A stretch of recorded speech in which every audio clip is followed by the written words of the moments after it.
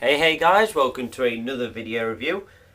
Today, as another Transformers one, has been asked for by quite a few people actually, and it's kind of keeping on with the whole Megatron thing, but this time we're upping him slightly so it's a bit more powerful and can do lots more and die quicker. And today we have Transformers Armada Galvatron with accompanying dust, which is nice. Gotta love that dust. Gotta love that dust. Sounds like a song. So, there he is. Obviously I'll take photos again so you can have a look at him properly. Articulation wise, he's got clicky bits there, clicky bits there. So that's quite cool actually. You can have him like tank arms or something. Just a suggestion. You can't hear me over the clicking. It's got clicky bits here. I'm not going to bother working out what part's what, I'm just going to say clicky bits, and if you don't like it, no.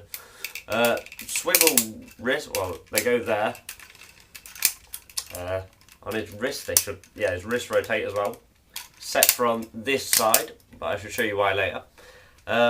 Legs go, do they go forward and back? No, they don't go forward and back, they go in and out though. And like this, so you can have them kind of like sumo or something. Oh. Don't know why you want his legs to go like that and not in and out, but whatever. And that's basically it really. Quite a chunky machine with not the world's greatest articulation, but it ain't terrible. So it comes with quite a few key features, as they all used to, unlike nowadays where you basically don't get a lot for your money. This one has a firing cannon, and I stuck batteries in it, especially for you guys. Makes a firing noise. You can stick a mini-con on this wrist and then slide it down so it comes out. I just find it quicker just to simply do that. And on there is a really small knife, which you only see once, if I recall correctly, in the cartoon, which is when he sacrifices himself within Unicron. Because Optimus and him have had a random fight and he's realised he's crap, so he sacrifices himself, which is boring. Why didn't he just throw Optimus in? That would have been much more fun. But I think in the end Optimus dies as well. Whole series based on everybody dying, isn't that cheerful? What else does he do in this mode? Oh right, yeah, the key feature I suppose. Unfortunately mine's broken so I can't properly show you. But this is getting on to being like 10 years old now. Obviously you move this round and here is a little toggly bit which you move and it spins. But mine's obviously got old and the thing inside has snapped, but I'm working on fixing it. You move that like that, and if you get Clench here, who I haven't shown, how bad of me, there he is. Not a bad figure. I shall go through him in a second. Let's just get him in. I can't remember which way it goes, I think it's like that.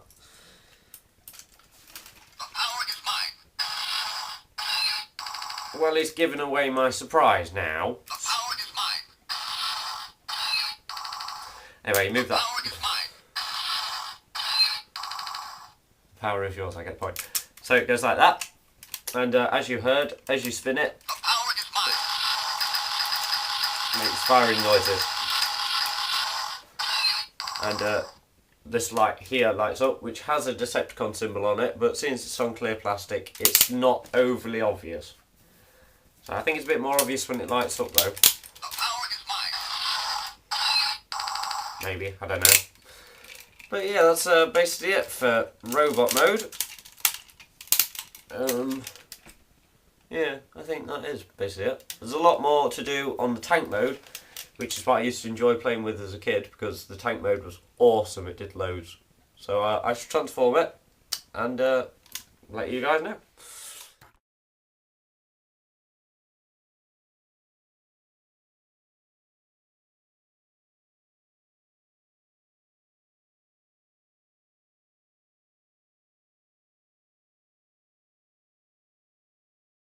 Okay guys, welcome back. And here he is in his robot form, which looks a lot more like a tank than the film version. Thank God. So main features here are, he's got this lifting up port here, which I used to stick planes on because I thought it was a runway. I might be wrong, you guys can correct me. Moves backwards and forwards. So I always thought it was a plain stand, so that's why I stuck on it. On here, where's the button? There's three sections. I can't count today. 1, 2, 3. Yeah, it's definitely three. Three sections where you can stick mini cons on, which I didn't find much play factor for that when I was a kid, but maybe somebody else did. On this side, I used to stick spark plug in this. It's like a grappler sort of thing for, you know, mini cons, but I think spark plug was the only one to fit in it because all the rest were too thick. So that was quite cool. And on this side, I used to use this one as like a chainsaw inside. I'm not sure if there really is. In there, you can stick another one in there. You can stick fatter ones in there because obviously this part is adjustable. So, you know. And obviously the claws there and the firing missiles.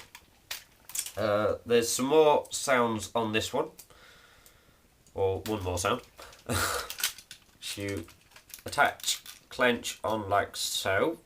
I think it's like that. No, these arm bits go up. And I think you turn into the right. Yeah.